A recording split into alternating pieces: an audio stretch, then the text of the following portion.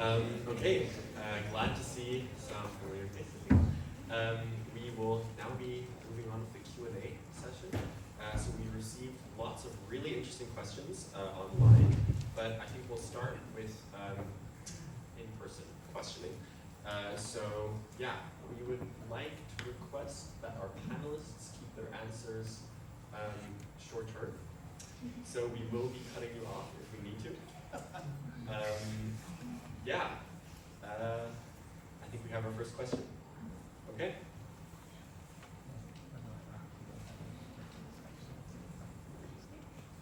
So first of all, thank you for a very insightful debate. It was really great to listen to all of you guys' perspectives. My question kind of ties all the prompts together a little bit. I wanted to ask, since we do live in a capitalist society, my question is about how do you think we can account for that capitalistic desire to maximize profit with the progression of synthetic biology if it ends up to be a good solution for our problems? And if the regulations that you were talking about, do you think they play a role in that? And if so, who and when can we have the agency to manipulate them to get our solution? You know what I mean? Okay, question one was basically, we want to maximize profit in society. It's a very big thing, and we operate around money, right? And so in synthetic biology, which we mentioned ethical dilemmas and what's good, what's bad, how do we account for the fact that our goal should probably not only be the maximization of profit from the synthetic biology solution? If that makes sense. If you have any ideas on how we could maybe, account for that. Discussions like these.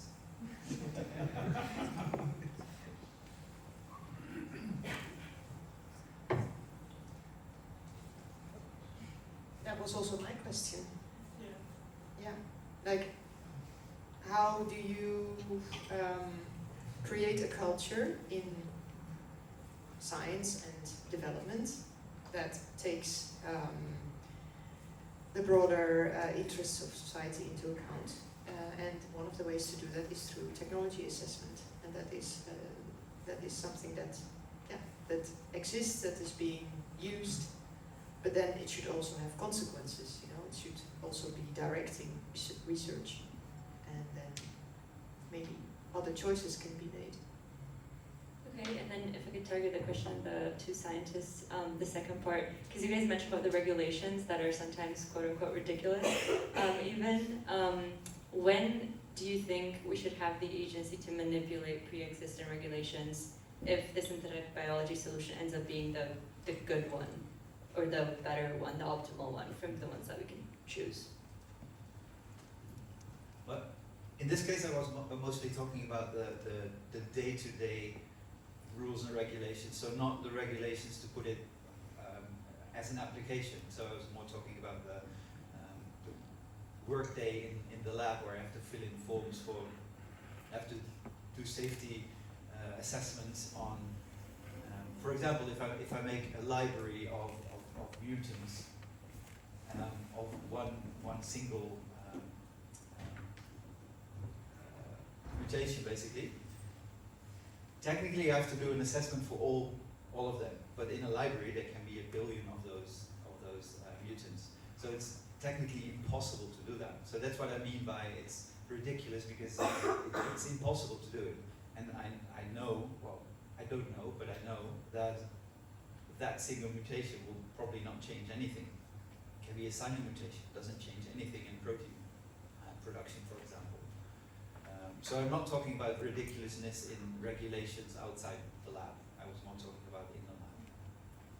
And I think in terms of the application and regulations regarding that, we shouldn't be, I don't think just because the solution works, we should modify regulations around that solution. I think the better way to do it is to form a proper regulations before and assess the technologies based on those regulations. So like the reason the synthetic biology solution is good is because it adheres to these regulations that we've already set. It doesn't become good, then the regulations should be part of why it's good. Okay, thank you so much. We have a question over there.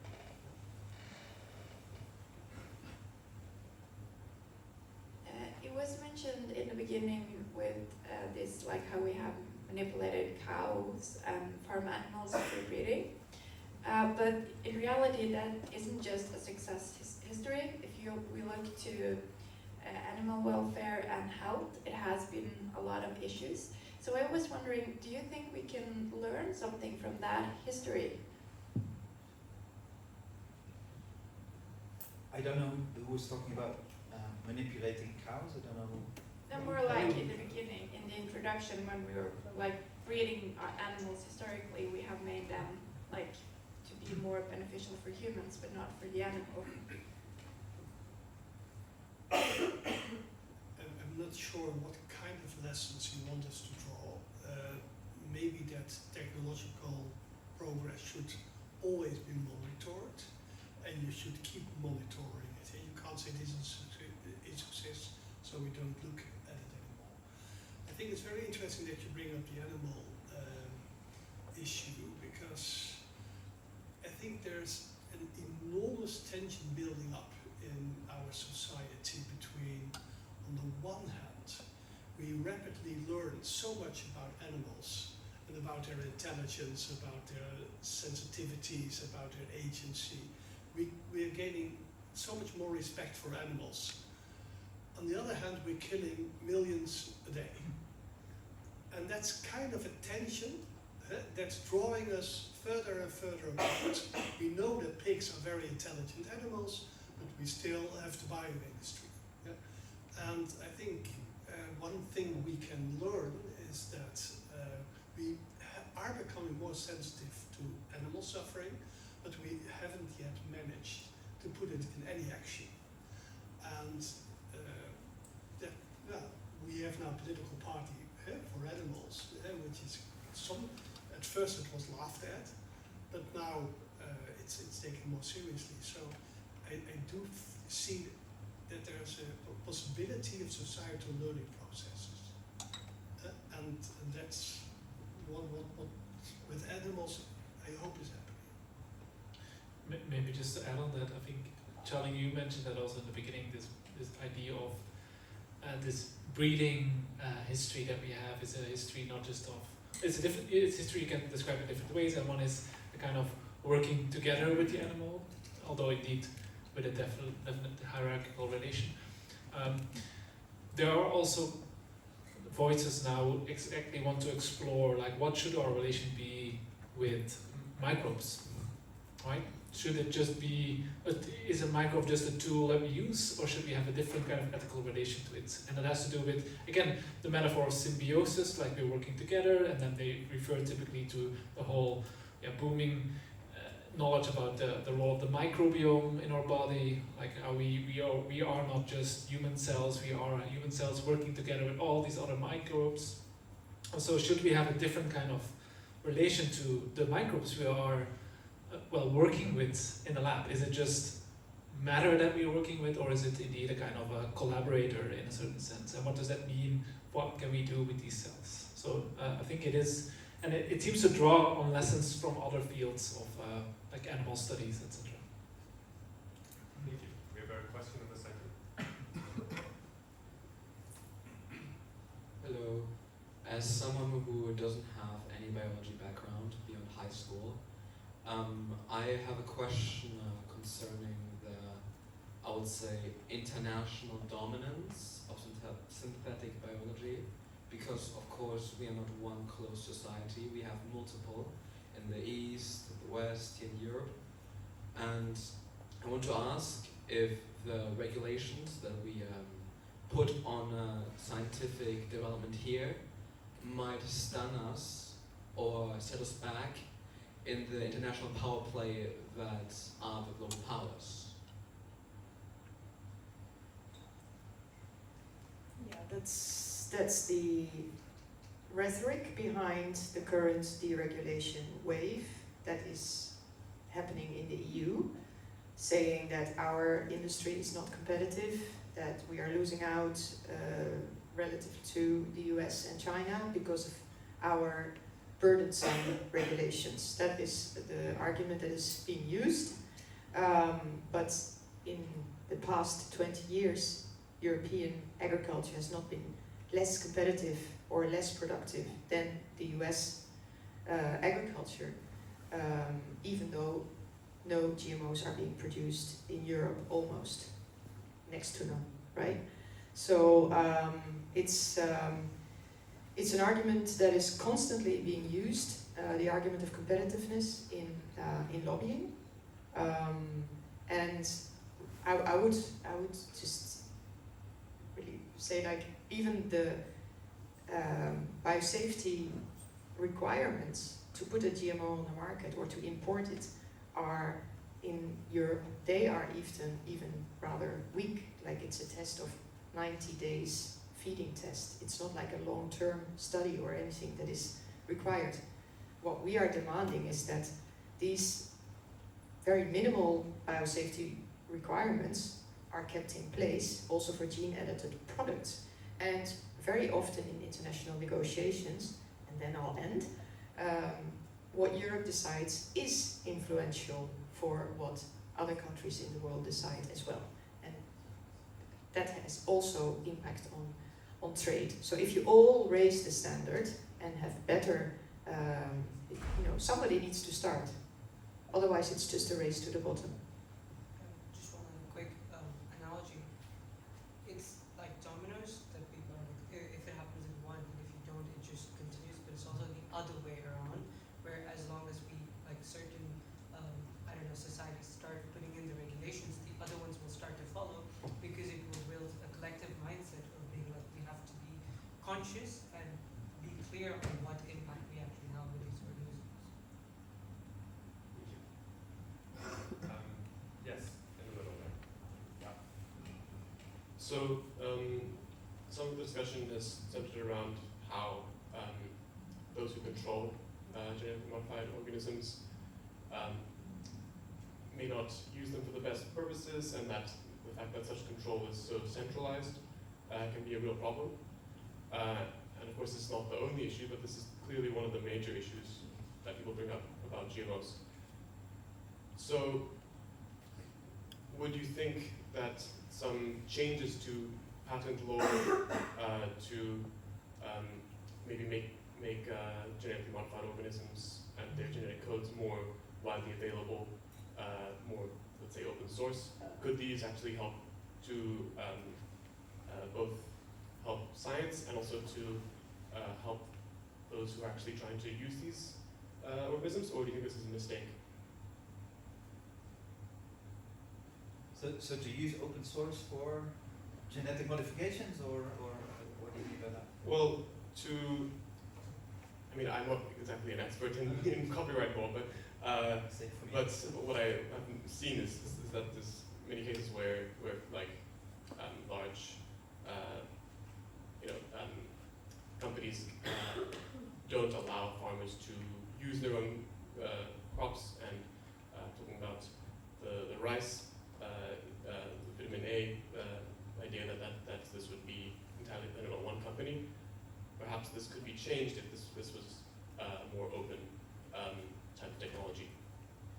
I'm just wondering what your thoughts are on this. I wanted to say, open source, in terms of patenting, the reason people patent, like once the patent has been filed, it gets published. So the knowledge is not the problem, but the ownership of the knowledge is the bigger problem. So I don't know, I think it's already been, like, as soon as patents are filed, like companies, industrial companies, pharmaceutical companies, they publish their research on literature to show that they've invented this new thing. It's just that until it's published, it's still closed according to the current regulations, and you can file for a patent, and after it is patented, the patent office makes it public, so everyone in the world knows what is going on. So I don't think the open source, making it more open source, would be the solution. I think it's more in terms of who owns the source, basically. I think what you mean is also to, if you own the patent, then that is where the money is going to, right? That's what you mean. Yeah. I don't know how to solve that one. Yeah, definitely. The patents directive that I did my master's on should be scrapped, and there should be no patenting of living organisms because we didn't invent them. And very often it now goes further, and patents are being filed on that would cover crops that are conventionally bred, because the company will say, yes, but I discovered that this gene does this and this. But yeah, you discovered it, that's not an invention. So they are trying to get more and more genetic material in their portfolios. You can see that it's mostly DuPont and then the other companies that are filing most patents, trying to cover as much as possible the genetic resources. But I'm not saying that that should, open source, yes, fine, but that doesn't mean no biosafety regulations. That should be the same for everybody. And of course that's difficult for an individual or for a small company, I get that. But it shouldn't be because you're a small company, the biosafety implications should just be on the cost of society. One question, Nina. If you say no patenting, where will you get your venture capital to do research? Because that's the argument. We need a patent so that people are interested in investing, so they have a chance to make a profit. Yeah, but then you're solving the problem of somebody who wants to promote, market a certain product. Whereas the vast amount of seeds and genetic material that we have is already in the public domain, is used by the people, and is developed by people. And they are the rightful owners. And therefore, they have never asked, not even plant breeders' rights. And plant breeders' rights were invented, and breeding companies, they specialized, and that was sort of still a sort of a middle ground. And then with patents, it's become absolute. You cannot reproduce anything, or even. No, but I can imagine that you have a different patenting system that's for shorter patents or for limited purposes. It doesn't exist, but it's interesting. Yeah, no, well, because let's say. Or share profit. Yeah, yeah. So now I think you have some examples of where, for example, they say, well, you took the genes out of our country, and let's share it. You're talking about biotechnology now. Yeah, I guess so. And therefore, there's now a protocol, or since a large number of years, there is a protocol of benefit sharing. Basically, the UN decided that the genetic diversity in the world belongs to the countries where it's found, and there is should be a mechanism for companies who use it to then pay these countries. Of course, companies don't want to pay, and they have now basically invented that if you digitally sequence the information, you basically send it by email to another country, and then it doesn't belong to the first country anymore, because it wasn't actually physically taken out of that country. So the DSI, digital sequence information, is a huge issue because it basically creates a huge loophole around the whole benefit sharing. But it's another topic. Very interesting, thank you. Our next question comes, in the back. Oh, so I just have to, I'll just do it naturally.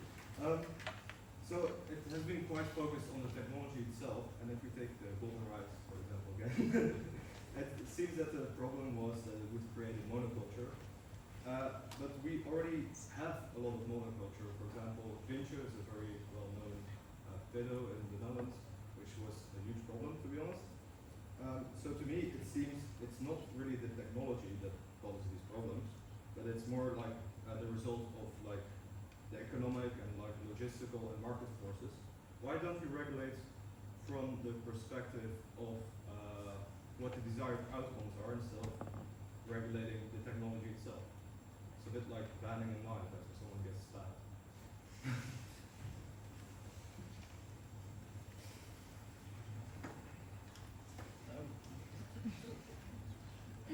Well, first of all, we do ban guns, because we say that guns make murderers.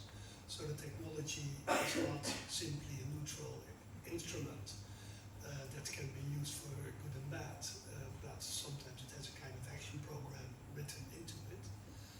I'm not sure what legislating for the solution would mean. Could you expand a little bit on that? Yeah, I said by purpose knife, because a knife can also have positive things. I don't see any positives on the gun.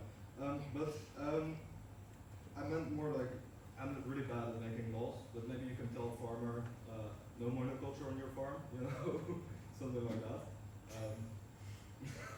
That's a bit what I mean. Yeah, but of course, no, that's a good idea, but some of these technologies, they kind of require bulk production, and then it's very hard to castigate, to punish the farmer, whereas the problem is actually in the technology that necessitates a type of farming.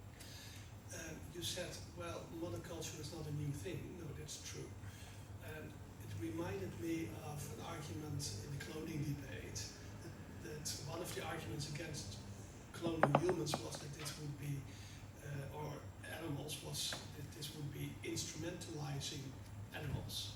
And then of course people said, yeah, but what else is new? Eh? We have bioindustry, so if we accept that, then we should also accept cloning. But you can also revert that argument and say, oh God, yes, you're right.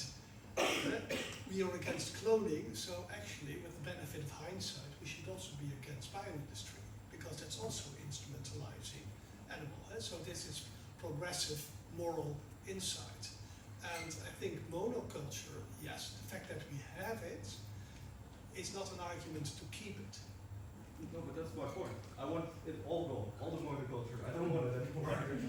So, well, then look at technologies that are compatible with, for example, regenerative agriculture. That would then be the design challenge for people like you.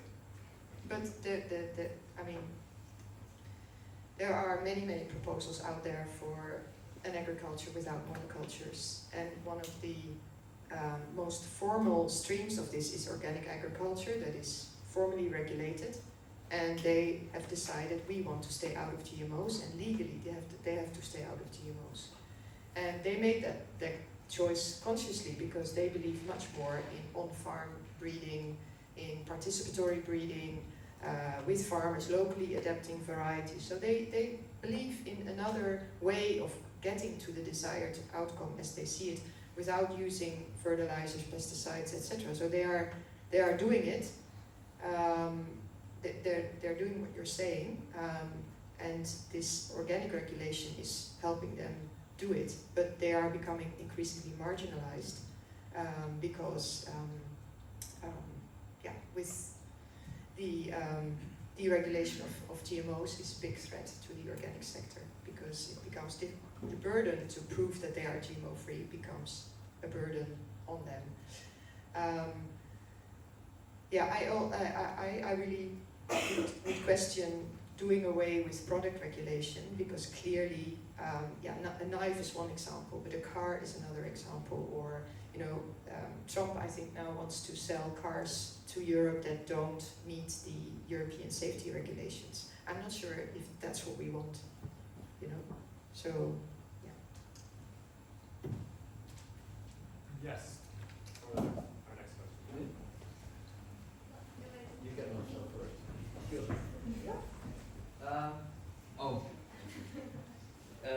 I think in the end it's a bit of it's an ethical debate on the implications of responsibility and the implications of a powerful tool.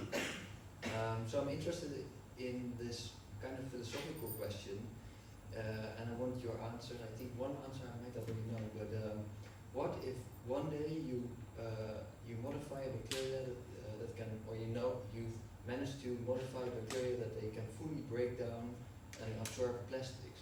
Would you publish this technology?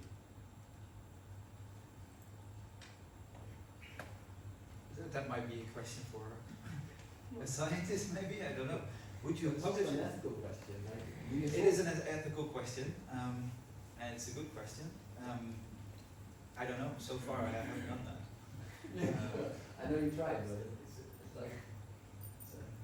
But it is an ethical question. Should you, let's say, cover the knowledge to be accessible, or patent it and then make it accessible? But to whom do you make it accessible? Who profits? It's the same question.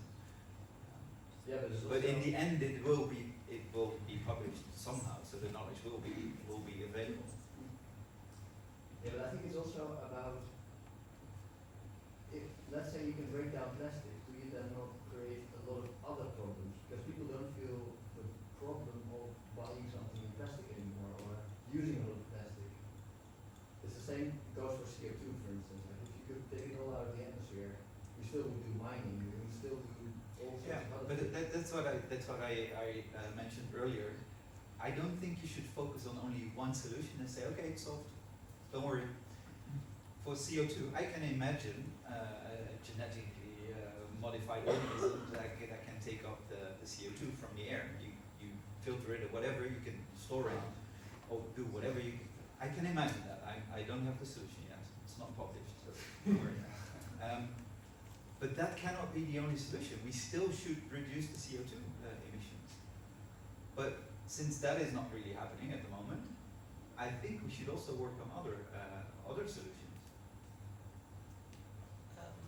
I think this goes back to, I think it was the problem with coal, that people were like, yeah, if we make more trains, then coals will not, like, but if we have more coal, then we wouldn't have as many trains. But in the end, what happened was there were more trains because there was more coal available, because coal was cheaper, and people started using more coal. So it became a cycle instead of it stopping at some point. But to answer your first question about would someone publish the technology for degrading plastics or not, I can be persuaded otherwise, but I don't know if publishing the technology immediately in the current system that we have created would result in impact directly. Because the way we currently can make impact from a startup perspective is to play the quote-unquote game that has already been created, where we don't have the money to be able to solve the problem. To get the money to solve the problem, I need to productize my technology and get a patent. Only then the VC money comes to me to be able to build something which has the potential to cause the impact. So the current system, most likely, if someone finds a solution to plastic degradation, for them to be actually used in the market, they would have to patent it and make it into a company. I think so. You know, we're all itching to continue answering this question, but we will do one last in-person question, and then from the Whoop Lab. And you can fight. Yes. Sorry, can I see the hands again? Yes. Sorry, you. Yes, go ahead. Denise, yeah.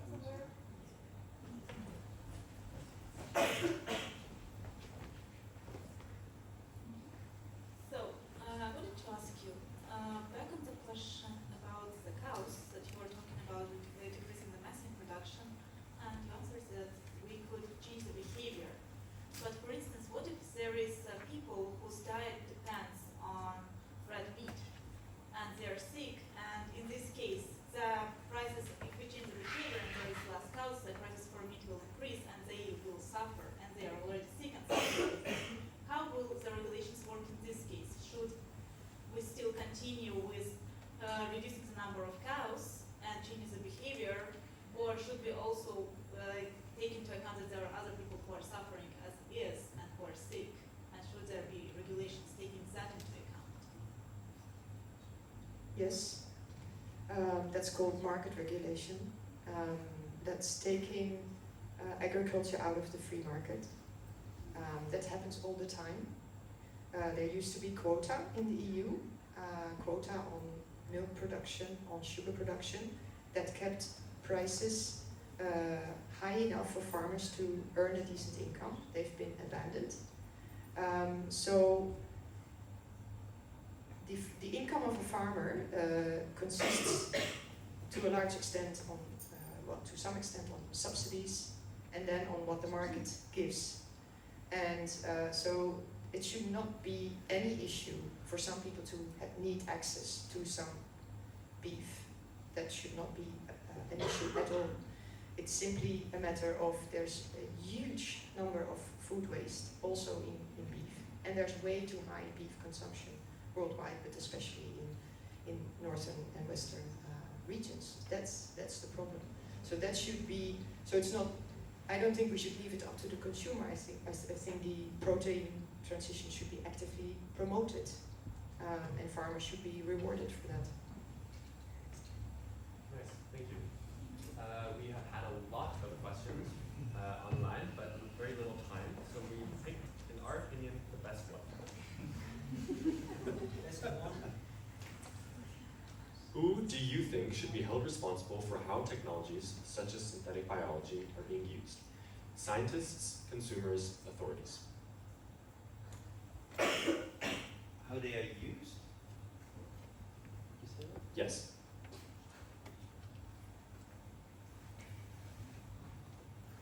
All of them. Yeah, this is typically a collective responsibility. This means we need to have procedures in place. But we also need to educate consumers and authorities and scientists to play that game together.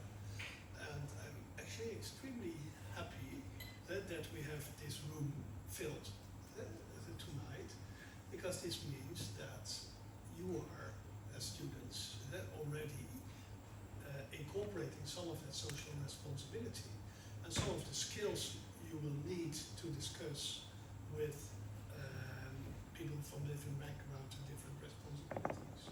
So it's more about how to organize the process than is there one part responsible. I agree.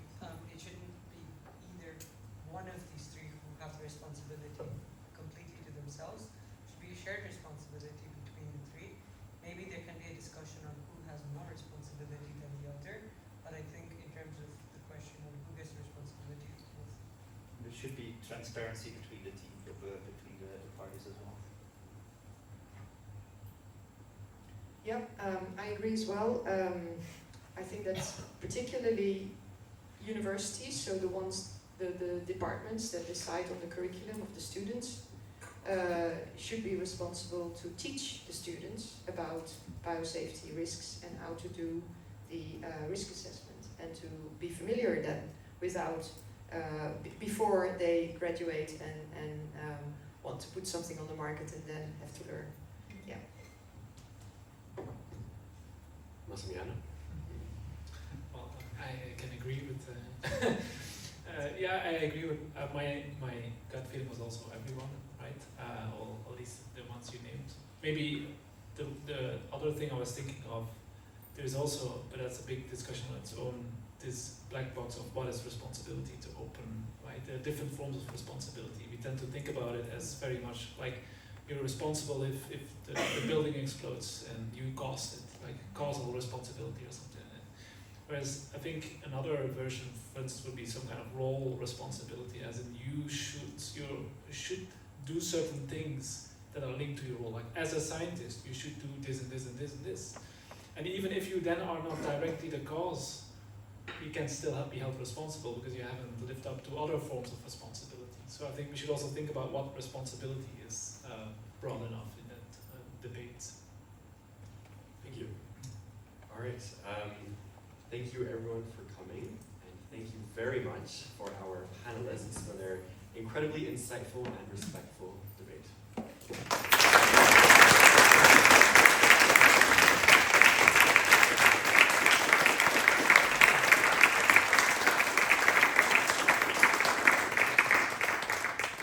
Before you go, I think we have something for you. if it's coming, okay. We're so enraptured by your debate that we'll do that.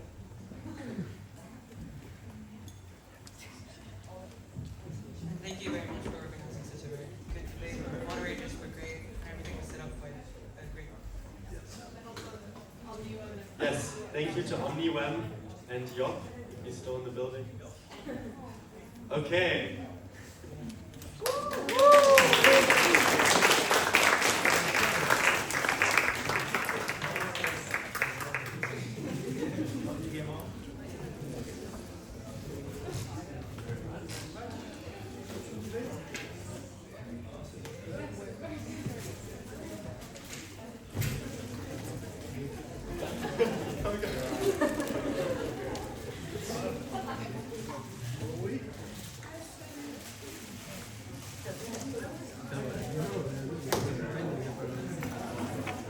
Have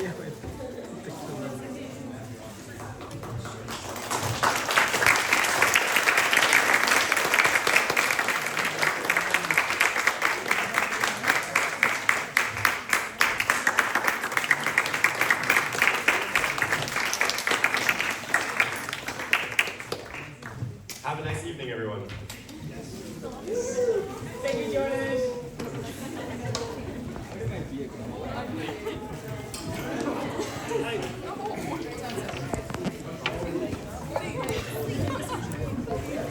What do you think, Isabel?